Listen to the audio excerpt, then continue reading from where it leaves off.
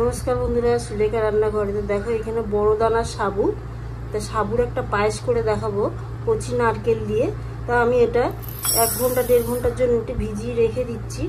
আর জলটা কি মাপে দেবো দেখো, পুরো জল দেবো না, এটা ভালো করে ধুয়ে নেবো, একটু নিয়ে একবার ধুয়ে নিয়ে ফেলে দেবো। ভালো করে ধুয়ে ফেলে দিয়েছি পরিষ্কার করে। আর দেখো জলটা একদম অল্প দেবো,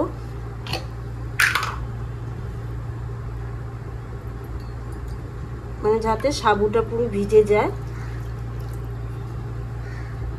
তো এইভাবে ভিজিয়ে রেখে দেবো 1.5 ঘন্টার জন্যে। এখানে 1 কেজির মতন দুধ আছে, তা দুধটাকে জাল দিয়ে আমি ঘন তৈরি করে নিয়ে এইভাবে নরম নারকেল দিয়ে পায়েসটা করলে খুব সুন্দর হয়।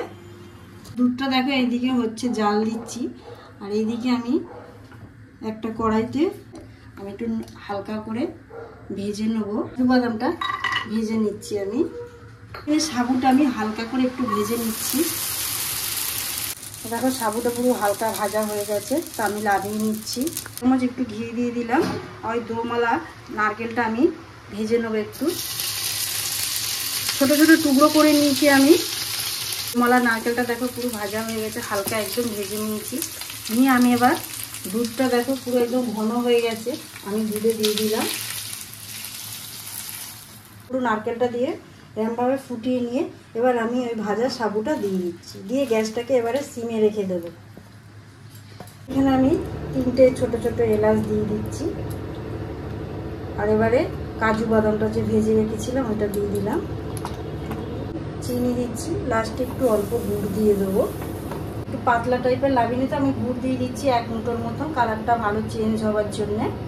এটা দেখো পুরো হয়ে গেছে, আমি এবার তুলে নিচ্ছি। দেখো বুঝতে পারছো যে রেডি। আমি পরে থালায় পরিবেশন করে আপনাদের দেখাবো। দেখো সাবুর পায়েস পুরো রেডি হয়ে গেছে, আর কত সুন্দর হয়েছে দেখে বুঝতে পারছো।